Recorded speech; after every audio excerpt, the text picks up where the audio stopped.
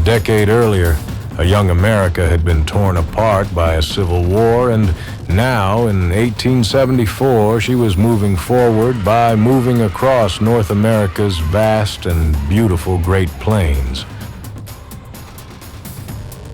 To make settling the frontier easier, Native Americans who had lived off the buffalo and the land for hundreds of years had to be displaced and moved to reservations. Between 1874 and 1875, the American government's efforts to do this resulted in the Red River War.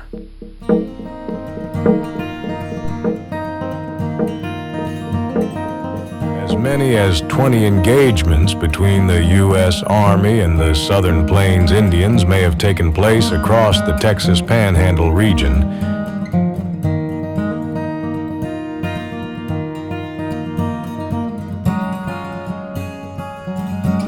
One of these was the Battle of Buffalo Wallow.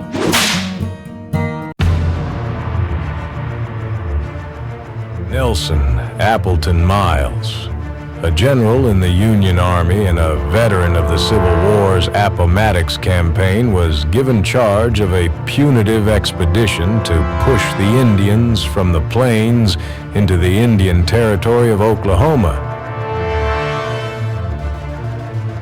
There were several columns taking part in this campaign, coming from Fort Richardson, Texas, San Angelo, Texas, Fort Union, New Mexico, Fort Dodge, Kansas, and Fort Sill, Oklahoma. Each column was to chastise the Indians as much as possible and force them onto the Indian reservations, which were located in what is now Oklahoma.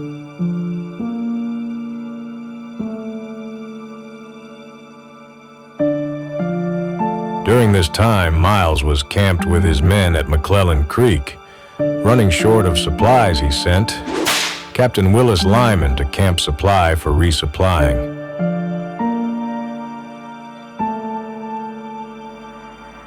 En route, Lyman met an ox train coming from Camp Supply.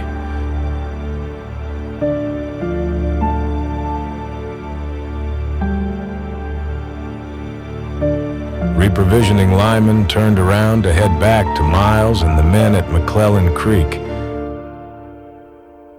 On the way, Lyman ran into a party of Indians, a large party of Indians, mostly Kiowas and some Comanche. Now Lyman had his 36 wagons in 2 columns, so when they got onto flat ground, the wagons and Lyman's 95 troops split and circled in opposite directions, making an I-shaped corral. Putting their mules and horses inside the circle, they dug pits around and between the wagons. Full of provisions, Lyman dispatched a scout to Camp Supply for help while the men and wagons settled in to hold off the Indians, which they did for 5 days.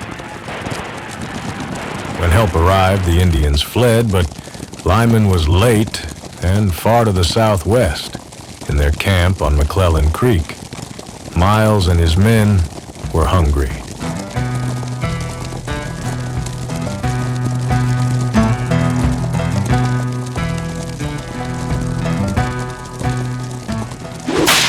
Billy Dixon, plainsman, scout, pioneer, and war veteran, had already earned a reputation as a skilled and courageous fighter. But it was in the Red River War's second battle of Adobe Walls that he gained legendary fame for shooting an Indian off his horse and killing him using a buffalo rifle and firing from over 1,500 yards away. September 10th, 1874. Desperately short of rations, Miles orders 2 of his scouts, Billy Dixon and Amos Chapman, to find Lyman or to carry dispatches to Fort Supply requesting provisions. Miles told the scouts they could take as many men as they needed, but Dixon and Chapman preferred as few men as possible, selecting only Sergeant Z.T. Woodhull and Privates Peter Rath, John Harrington, and George W. Smith.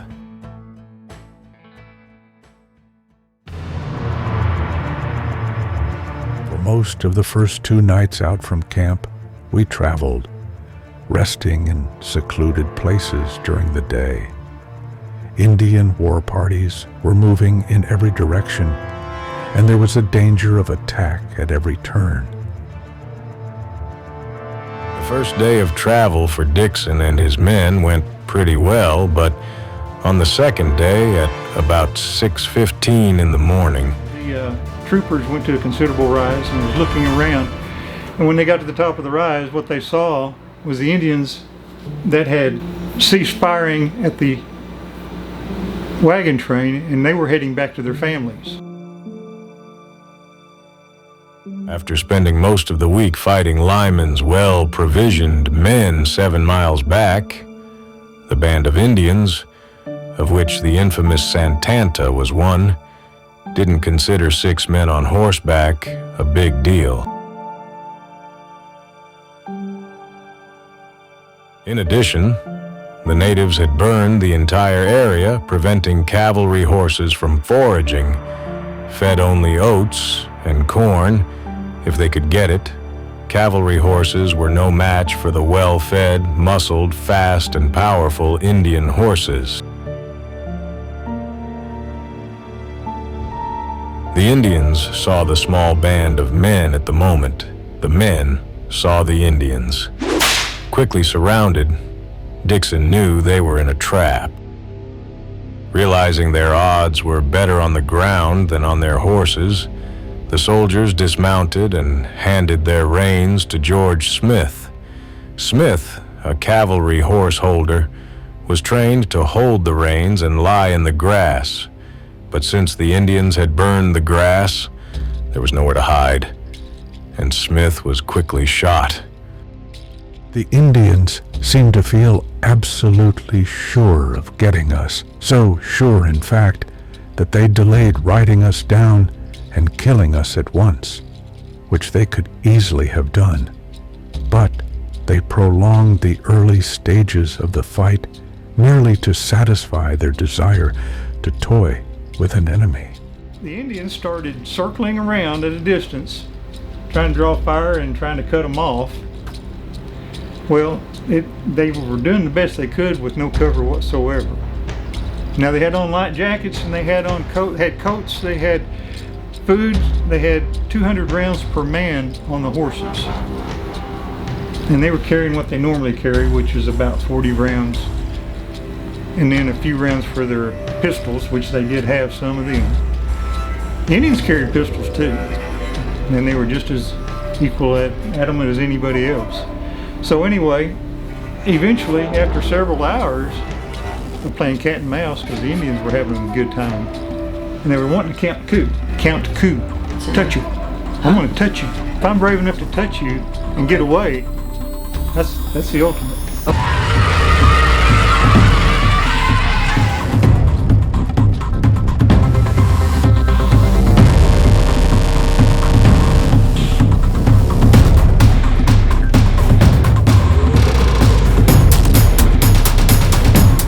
With Smith down, the men knew there was no way for them to survive on the hillside, so they headed for a small mesquite flat several hundred yards away. Suddenly, Chapman was hit and sank to the ground. "Billy, I've been hit at last," he said. Taking his eyes off Chapman, Dixon spotted an earthen indentation where buffalo had pawed and wallowed a depression known as a buffalo wallow. 10 feet in diameter, Dixon called for the others to join him, which all did but Smith and Chapman. As each man reached the wallow, he drew his butcher knife and began to dig and stack the sand on the side of the wallow to raise and fortify its sides. Frequently, they had to stop to fire at the Indians as they came into range. By now, They'd all been hit, even Dixon in the calf. The men began to call to Chapman to join them in the Wallow, but his left knee had been shattered and he couldn't walk. Dixon made several efforts to reach Chapman. Each time the Indians saw him, fired on him and forced him to retreat. But at last, Dixon got to him. Crawling on Dixon's back, they finally made it to the Wallow. In earlier battles, the troopers had learned the value of taking the time to take good aim. Sometimes the Indians would ride toward us at headlong speed, with lances uplifted and poised, undoubtedly bent on spearing us. Fortunately, we were able to keep our heads and bring down or disable the leader. Such charges proved highly dangerous to the Indians, and gradually they grew less frequent. Throughout the morning, noon, and afternoon that hot September day, the men had been without water. Growing painfully thirsty, the men continued to fight, knowing what would befall them if they were captured alive. About 3 o'clock in the afternoon, a black cloud came up in the west. Rain fell in blinding sheets, and the Wallow began to fill with cold rainwater. The men drank from the muddy pool, streaked with the blood from their wounds. They could see Indians just out of rifle range with their blankets drawn tightly around them. Now, running short of ammunition, somebody suggested that they get Smith's belt and 6-shooter. Roth made a run for him. He went out to get the gun belt and the rifle and pistol. He came back and said he's still alive. Well, it took them several attempts, but Dixon and Roth got back out there and got him to the hole. They knew he wasn't going to live long because they said every time he breathed, you could see blood coming out from under the back of his shoulder blade. But they set him up in the pit, in the Wallow, in a position that looked like he was ready to fire the gun. Amos had married an Indian woman and had lived a considerable time with the Indians. And he knew these people. Some of them were relations. And they were, as they circled around, they were yelling at him, "Amos, Amos, we got you now, Amos." Wounded, cold, hungry, taunted, and tired, the men needed sleep. Unable to find any grass to keep them off the cold, damp ground, Dixon remembers, Roth and I solved the problem by gathering tumbleweeds. Many of them were bigger than a bushel basket, and their twigs were so tough that the weeds had the spring of a wire mattress. We crushed the weeds and lay down for the night. By nightfall, the Indians had left. It was determined that Roth should leave the Wallow and find the trail to Fort Supply, which the men knew was close to the Wallow. Bidding the group goodbye, Roth disappeared into the darkness, only to return a couple of hours later, unable to find the trail. Later that night, Smith died.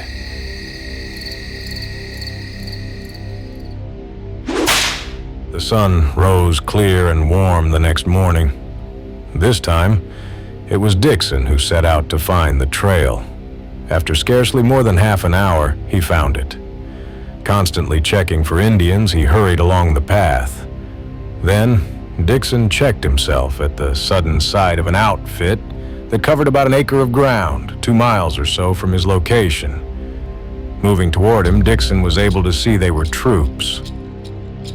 Firing his gun to get the attention of the group, they stopped. Firing a second time brought 2 soldiers to Dixon. Dixon told the troops of his plight. The soldiers rode back to their commanding officer, Major William R. Price. Price's troops were accompanying Lyman's supply train while it tried to get fresh supplies to General Miles at McClellan Creek. Luckily for Lyman, Major Price had stumbled upon the Indians holding up Lyman's men and wagons earlier and had broken the siege. Now Price and his army surgeon rode to Dixon. After describing the conditions of his comrades, Major Price sent the surgeon and 2 soldiers to the Wallow to see what could be done for the men. As Dixon was describing the confrontation between the 6 men and the 125-plus Indians, he looked up and saw that the relief party was bearing too far north of the Wallow. Dixon fired his gun to attract their attention and waved to the surgeon and men which way to go. To my utter astonishment, I heard the roar of a gun and saw a puff of smoke rise from the Wallow. One of the men had fired at the approaching strangers, killing a horse ridden by one of the soldiers. Dixon quickly ran to the Wallow, unsure why his men had fired and what they would do next. When he arrived, the men said they had heard shooting. The shots Dixon had fired to attract the attention of the troops headed the wrong way. They'd supposed the Indians had killed Dixon and were coming for them, and they were determined to take no chances, shooting at the troops and the surgeon the moment they got within range. Despite the condition of the wounded men, all the surgeon did was examine them. Major Price refused to leave any men, firearms, ammunition, or food with the men in the Wallow, though he did promise to let General Miles know of their condition. And then when he finally did meet up with the commander, Miles, he tells him, "Oh yeah, I saw you guys are up there on the..." He was relieved of duty. Meanwhile, at the Wallow, the men wait. After midnight, a long way off in the dark, we heard the faint sound of a bugle. We fired our guns to let them know where we were. Soon, the soldiers came riding out of the darkness. Lieutenant Chaffee was sent by Miles to go pick them up and meet the wagon train. And they met on the Washita River.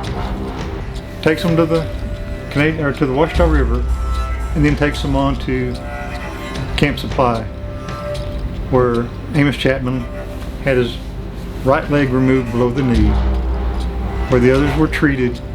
Some returned to duty, and Dixon did too. He returned as a scout. Yeah. All of the participants on the Army side, including the scouts, were awarded the Medal of Honor. Yeah. Now the 2 civilians had theirs revoked, and in 1969, Congress reinstated them.